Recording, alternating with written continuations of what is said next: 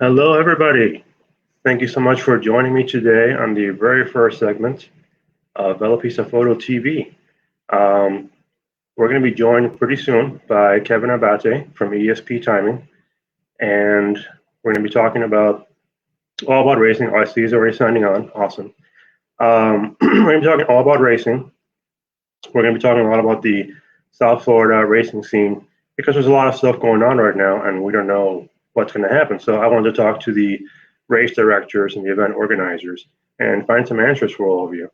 I hope that this is going to become not a weekly thing, but it's going to happen fairly frequently. I have a few people lined up already, and I hope that this is something that's going to be valuable to you guys. So, having said that, I appreciate everybody who is going to be watching today or going to be watching the replay later on our YouTube channel, VeloPista Photo TV. All right, my name is Gabriel. I'm the photographer behind VeloPista Photo. Hopefully, you guys may not notice me as you're whizzing past me at 100 miles an hour or 30 miles an hour, but I'm the guy that's always out there shooting your pictures at all these awesome races and events. So maybe now you get to know each other a little bit better as I talk one-on-one with some of the people behind all these races and events. So without further delay, let's talk to Kevin Abbate. I want to welcome you, Kevin. Hey. Thank you so much for joining me today. Yep, I can hear you perfectly. Good. Thanks so much for joining me. Thank you for having me. How are you doing? I'm doing good. Yeah, I'm good. I've never rode my bike so much in the last 9 weeks. I had a streak going. I had a streak for 49 rides in a row, and I took a day off with my son. He's 10, my sister, the boat ramps in Broward, and then so I'm back on the streak again. So it's really nice to ride your bike every morning. So yeah, it's actually a nice thing. So yeah, it's a little nicer out there right now with less cars. Yes. More people out there, more riders. There's going to be a lot more cyclists coming out of all this, I think. A lot of people are out there. Yeah, and I think one of the unique things I thought was very surprising about this pandemic for cycling is the bike shops and how well they're doing with repairs and sales. They're selling everything they have in their shop, and people are exploring bicycles. And I've seen a lot of riders. I live in Palm Beach County on A1A. There's so many riders right now. Yeah. They're novice. You can tell. You just got to be mindful when you go around them. But it's a good thing to see, and hopefully it brings some promise to the sport going forward. Which is I think we're going to have some challenges ahead. There's no doubt about that. Yeah, things are going to change a little bit, and just not just for the time being, but probably for the near future as well. Things are going to be a little bit different. Yeah, 100%, Gabriel. I had made an inquiry to USA Cycling to find out, what their position was, what their position was going forward on events. And right now, if everyone doesn't know, USA Cycling currently has a hold, meaning not a hold, meaning basically USA Cycling has not allowed any permits going forward, until June 1st. So that's currently happening right now. So nothing's happening in terms of the permit world. So so what happens is you really gotta they really have to put what they're working on, Gabriel, is an assessment tool, and their assessment tool is really just for promoters to really figure out what does it look like for you in terms of the comfort level for your event going forward. So I got a first look at it just the other day with USA Cycling to look at, if and really it's going to be different all over the United States. Everything's going to be different. Florida, Georgia may be one of the first states to really get some events going, and California may never have an event or this year, or New York. I mean, those until the restrictions are lifted. And so for me, what I've been doing is trying to focus my efforts on the fall. Right. So you look at the city where the event is, then you look at the county where the event is, and then the health department. Those three things all have to be together. So if you have an event, for instance, in Palm Beach County which is currently under a phase 1 restriction. And what they're doing is the phase 1 restriction is groups less than 10, which is right in line with opening up America under the administration's plan, and also with the CDC guidelines. So they use the CDC guidelines for phase 1 and also open up America, and then the health departments of the counties are authorized by the governor through an executive order to go through phases. And and everyone probably knows this, but South Florida was exempted from phase 1. All of South Florida, Monroe, Broward, Dade, and Palm Beach. And so they recently just allowed some restrictions to be lifted in Palm Beach County. And so what happens is all these agencies also can be more restrictive. So if Broward County says, okay, we are in phase 2 and we're okay with open up events, the Broward County Parks Department or the city of Fort Lauderdale may say, we're not okay with it. And so what happens is you have to layer all that in. And then you have to go to USA Cycling and get through their permit process. And they have a new risk assessment tool, and and they're looking for some key things.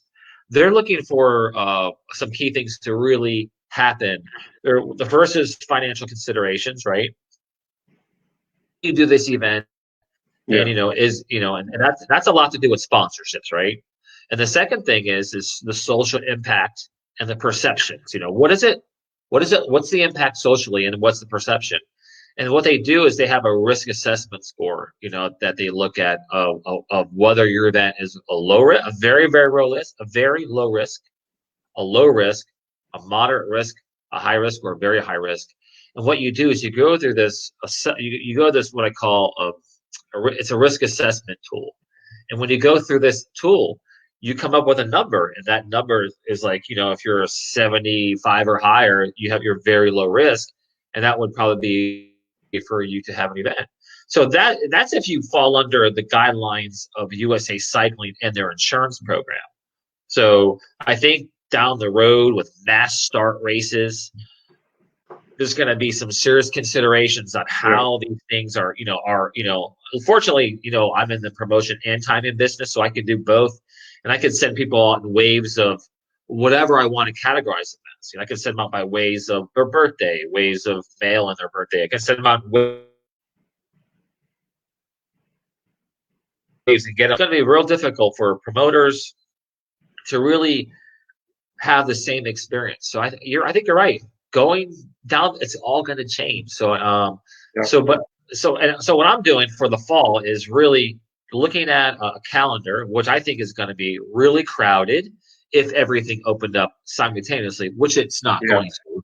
And I'm going to be looking at a calendar of the Florida State Crit Championships to be moved in November, on November 7th and 8th. I'm having that move.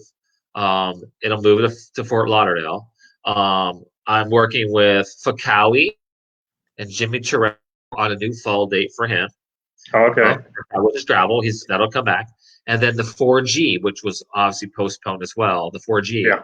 And then I'll have the event. My big gravel event for next year in 2021 is in February of next year is Gravel Miami, which is I saw that. Yeah, so they're really cool shirts. So we'll do some promotion at those events in the fall. So hopefully in the fall we'll have two. And I'm not the promoter for those events. I'm gonna hopefully do their timing and their registration and stuff and help them out with that. And I work really closely with Gary Mendenhall with the 4G, and I worked in the past with Jimmy Terrell with Fakawi. And the goal is to work together, help them get through the permitting, which is really hard because now with gravel, now you're taking the state of Florida's agency, the South Florida Water Management District. And I actually reached out to them this week, and I said, when are you accepting permits? And they said, well, when the governor moves to their next phase restrictions, we will consider those applications dependent upon what county you're in. So really, if I submit an event today, or let's say phase 2 happened today, and I want to put Palm Beach was in phase 1 and Broward's in phase 0, and so is Dade County. If I submitted an application for Dade or Broward County today, and they were in no phases, the state would not accept my application until they get to those phases. And so then what happens is you you could only submit the application in the phase. So they won't even accept an application now for a fall event because they're not ready to receive them. Even though one could say, gosh, if this doesn't resolve itself by October, we're all in trouble, right? So Yeah. I don't know. Yeah, we're looking at a very long year. Yeah, everybody is. I mean, I know that the governor is trying to open things up slowly, and there's some science behind what they're trying to do. Yeah. And I understand it. I mean, this is not my full-time gig at all. I mean, I have a full-time job working up in Martin County as the director of parks, and Right. I really understand everything that's happening now because I'm living it every single day on what we're opening and closing for the last 9 weeks, and it's a very stressful process for elected officials balance safety and welfare and business. So we want to protect the community, but we don't want to suffer have some economy stress where you're not collecting sales tax and business tax and fuel tax and bed tax and all that's going down, and then you have to lay people off. So it's really stressful for everybody. And so I think that for all the riders that I run into on the weekends, and the number one question is, when are we going to race again? And I will say, like, for crit racing, for my weekday training, I said, if I was told today, like right now, you can have your race at X Park, and I had the permit in order with the insurance, I could go to my storage trailer, everything's all powered up, everything, and I could have that race in 5 hours. We could line up and start racing. So I'm ready.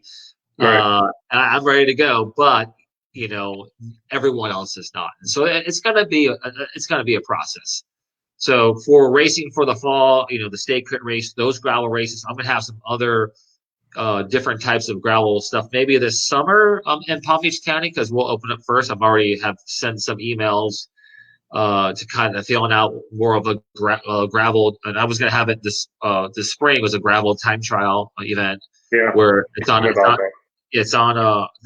gravel road. It's a time trial, and out and back. We'll do as much as we can to create the social distancing. Obviously, it's a time trial, so you go out every minute, and we'll use the chip time in. We'll have a good venue, and we'll have some good things happening. So we'll try to get something for the ride. Yeah. But I can't, and then for USA Cycling, and then minimally until the governor goes to phase 2 in Palm Beach County or the rest of Florida. And so really, a lot of it's a wait and see approach. I have permits already for Broward County on the levees already for the fall. Those are already approved. So those are already happening. And so that may be something that, those are just like dates, okay, I have them, they're all ready to go. But if one doesn't happen, I could say, can you move it to this date? So I'm looking at, and I have to balance my time, my personal life, and my, I don't know if we're ever going to go on vacation for a while. My job, which is, the state crit race, doing some timing for Cowie, and hopefully, I mean, the 4G definitely, and hopefully for Cowie, and then doing the Sawgrass races that we had last year, the gravel Miami early in February of 21. And then some gravel time trials in Palm Beach County, some things to do. And then a weekday crit race series lead up to state crit, and then that's it. So maybe 4 or 5 events through that whole fall, and then pause and try to reset for 21. And so for me, it's something we just have, we have to be patient. It's really one of those things in this community where it's so new to everybody, and there's no science behind it, and we're everyone's in shape. Everyone's doing 400-mile weeks on their bikes. And it's good, but everybody wants to race. Yeah. Well, it's something to look forward to, though. I mean, the fall is going to be busy, but it's going to be fun, more fun than this. So let's take a step back, though, because I want everybody to be able to get to know you guys a little bit too, the people behind all these races. So I wanted to ask you, like, how did you get started? Like, how did you get started in racing, and how did you get started with ESPTiming? Well, personally, for racing, for cycling, I've always been an athlete. So I was an athlete in college. I ran cross country in college and played baseball in college. And then I started, cycling probably in the late 80s, biathlons, adventure racing, mountain bike racing, triathlons, and ultimately road cycling probably 15 years ago. But, fortunately, being in the parks department, we get to have a lot of fun with people that come to us. So I was always accustomed to meeting promoters and helping them with their race logistics in the park so it's safe. So I've always been involved in the race scene, from triathlons to running races. I did help, kind of create the first inaugural Fantasy Lights 5K run, which was at one point the biggest 5K run in South Florida, with some of my colleagues over there in Broward County back in the day, long ago. So I've always been involved in the sport. And what happened was,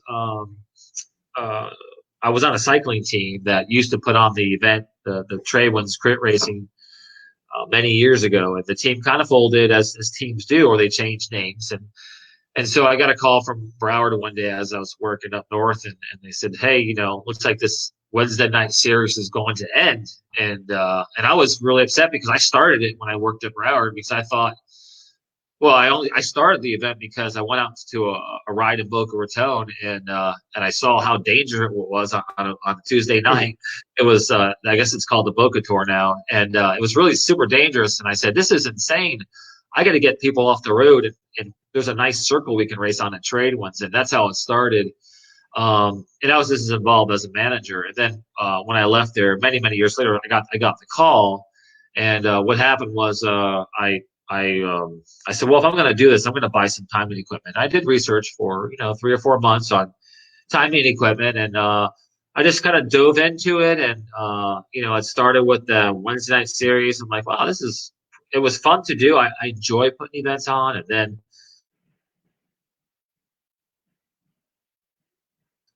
when I dabbled into the state race, and now I'm going to throw my name in the hat and see if they want me to put on the state race. And it all worked out. And I guess over time, I probably have turned away more business from timing than I've liked to. I really don't want to be overwhelmed. And a lot of people ask me to do a lot of the events. Oh, can you do this? Can you do that? I'm like, I have a full-time job, and I want to be good at what I do, the events that I'm doing, and put on a nice event for everybody.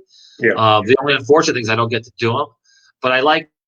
And honestly, as I sit here today and been off for peak of racing season, it's so for me, I get bored really quickly, and it's so frustrating to sit here and have nothing happen. And guys would call me and text me, "Let's do an unofficial race because all these parking lots are empty, and we'll just throw it on a timing line, throw some chips on our bike." I'm like, yeah. And then when you crash and the car comes on the course, everyone's gonna look at me and no, thank you. So I want to do it the right way. So yeah, it's fun conversation, right? But anyway, so I think so it started for me that way, and then it's been 3 years already. But I've been doing this stuff in parks for 30 years, so, which is nice. Okay, yeah, I think I saw you the first time at Bakawi, and I'm like, these guys know what they're doing. You got all that stuff laid out perfectly, and I said, yeah, these guys know what they're doing. So it's an impressive setup. It looks good when we have a good promoter like G. Terrell. It makes it look nice, and I being a myself, and then throughout the day help if I see things, or like if you forget something, I'll have the equipment, which is really nice. So it's a good compliment. And my goal is if I'm doing something for you, if you're paying me, then I'm going to make sure that I make you look as good as possible, and I'm all in, as I should be. Yeah. Because it's a reflection on me, and I don't do a lot of timing for other events at all. I'm not saying I would never do that. Maybe if I retired, I have my 30 years in the county and I could retire, but I'm not retired. I'm too young. Exactly. Yeah. It's too much fun. Yes. We talked a little bit about. And I have a beer.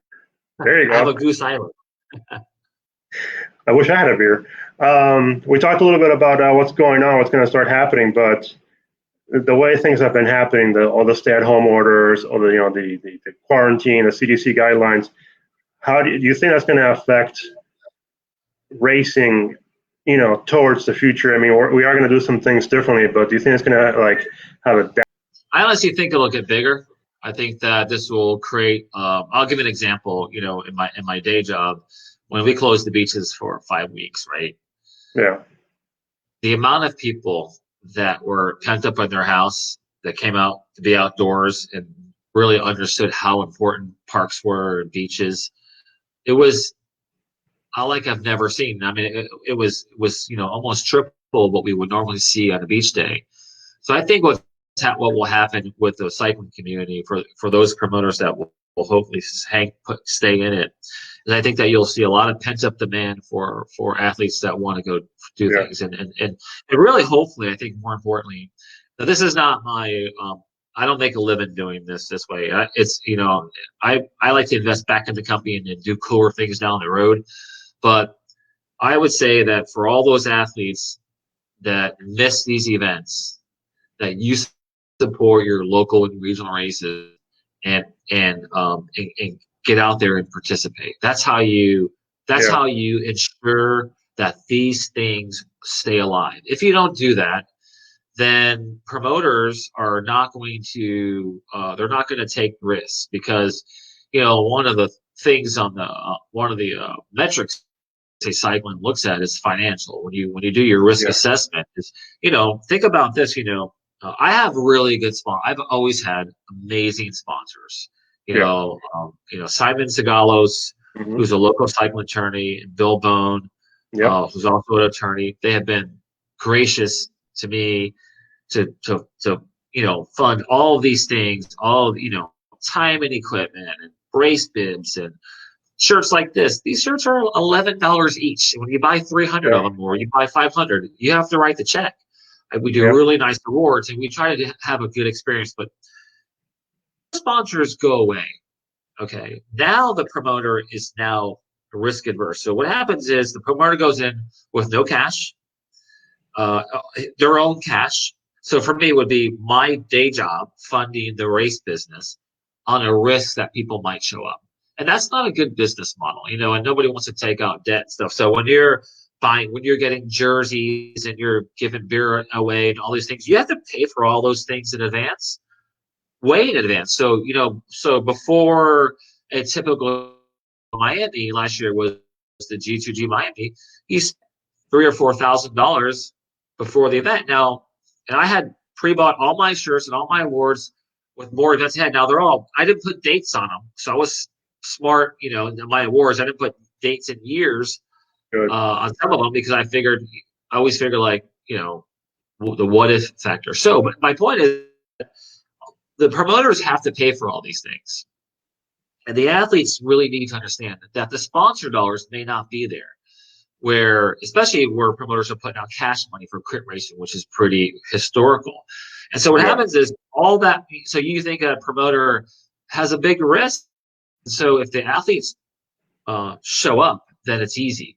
If they don't show up, then the promoter is asking, why should I do this? Why should I spend hundreds of hours planning an event to break even? I mean, that's not a way to run a business. I mean, unless you just have nothing to do. So you want to make a little bit of money for your hard work, and I think that's completely appropriate. Of course, absolutely.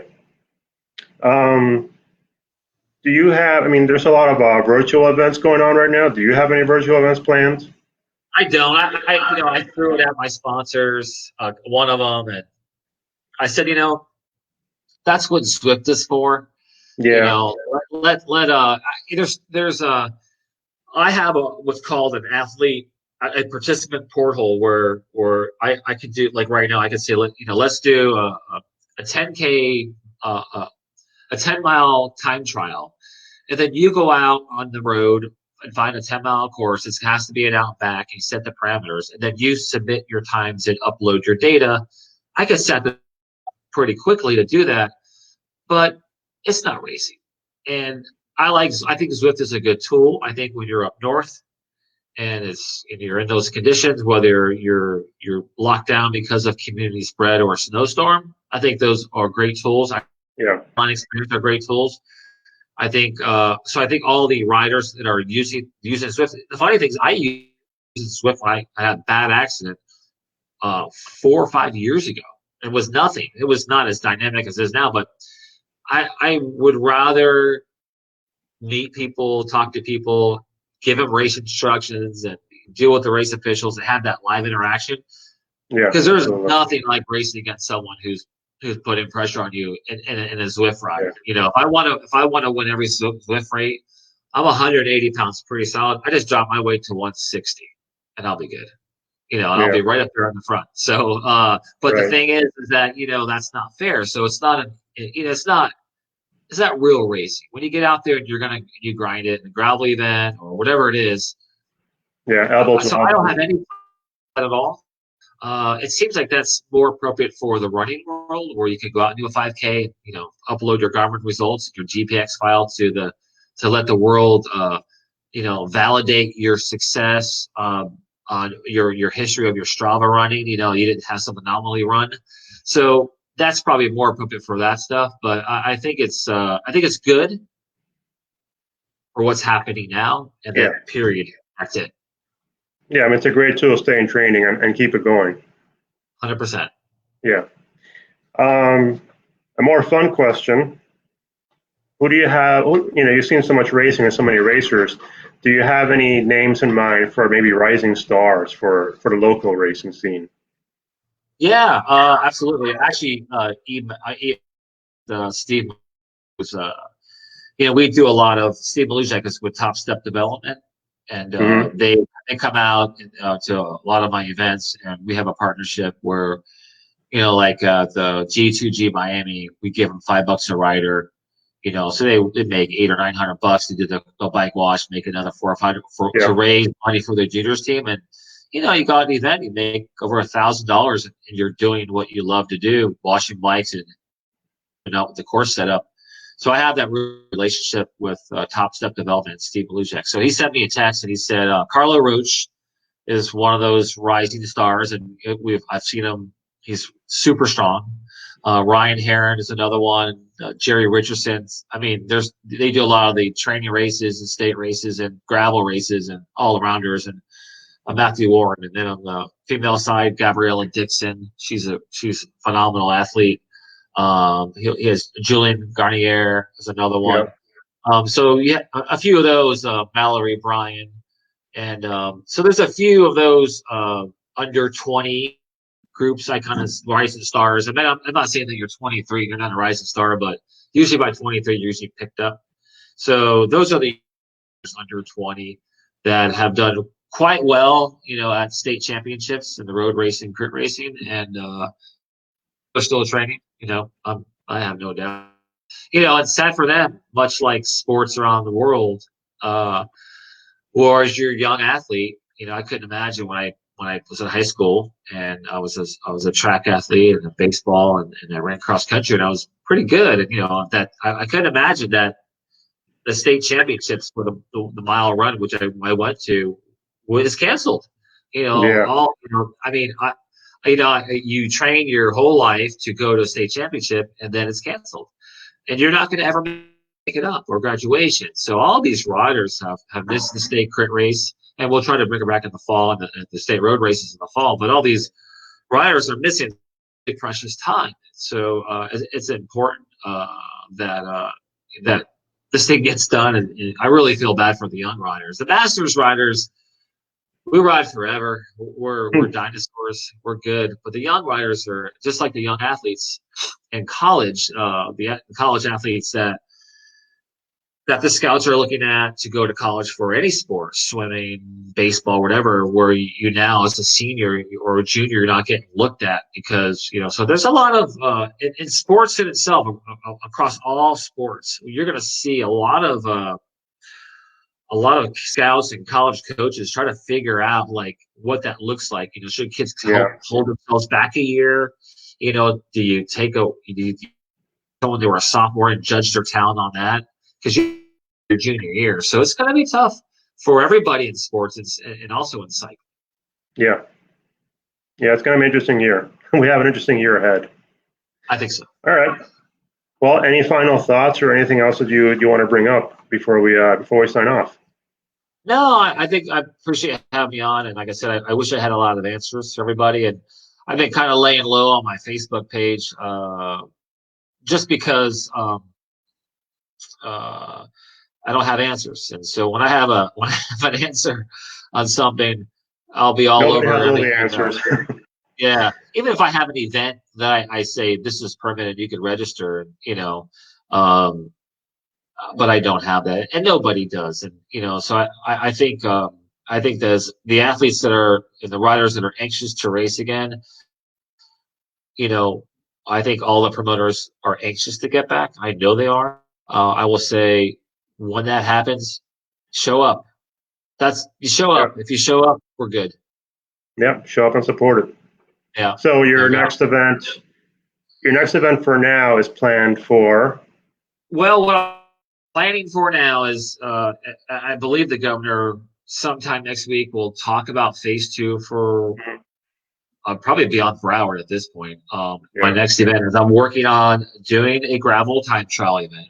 So Okay. it will have, I talked to USA Cycling about it. It would have maximum social distancing, because you're no mass start.